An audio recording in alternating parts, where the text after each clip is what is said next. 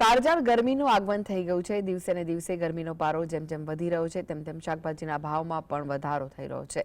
ખાસ કરીને લીંબુના ભાવમાં વધારો જોવા મળી રહ્યો છે। સામાન્ય રીતે લીંબુનો વર્ષભર ઉપયોગ થતો હોય છે, પરંતુ ઉનાળામાં લીંબુની વપરાશ વધી જાય છે। ઉનાળામાં લીંબુ શરબત, લીંબુ સોડા, શેરડીના રસ વગેરેમાં લીંબુનો ઉપયોગ કરવામાં આવે છે। ઉનાળામાં આવતા લીંબુની આવકમાં સામાન્ય ઘટાડો થતો હોય છે અને માંગમાં વધારો થતો હોય છે, જેના કારણે લીંબુના ભાવમાં વધારો થયો છે।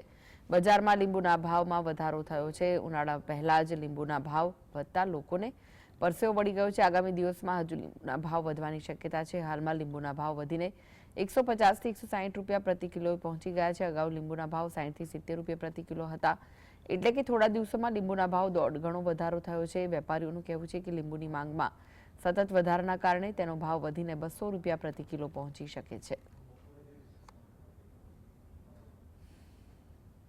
हाँ, લીંબુનો ભાવ અત્યારે માર્ચ મહિનો ચાલુ થાય એટલે લીંબુનો ભાવ 150 થી 200 સુધી પહોંચી જાય અને એના પહેલા જાન્યુઆરીમાં ડિસેમ્બરમાં એનો લીંબુનો ભાવ 80 રૂપિયા 60 રૂપિયા એ આપણા અહીંયાના લોકલ લીંબુ ચાલુ હોય છે અને ભાડાવાળાના હિસાબથી 80-60 રૂપિયા ચાલે છે। તો લીંબુની આવક સામે માંગ વધુ છે, તેથી ઉનાળાની ગરમીની શરૂઆત અને રમજાન માસને લઈને લીંબુની માંગમાં 4 ગણો વધારો થયો છે। હાલમાં સ્થાનિક કક્ષાએથી આવતા લીંબુની આવકમાં 30% ઘટાડો થયો છે, જ્યારે બહારના રાજ્યમાંથી આવતા લીંબુ મોંઘા પડી રહ્યા છે। ગુજરાતમાં કર્ણાટક સહિત અન્ય રાજ્યોમાંથી લીંબુની આવક થઈ રહી છે, ત્યારે માંગની સામે પુરવઠામાં ખેંચ ઊભી થાય તેવી પરિસ્થિતિ લીંબુના બજાર ભાવ હજુ પણ વધુ વધવાની શક્યતા વેપારીઓ વ્યક્ત કરી રહ્યા છે।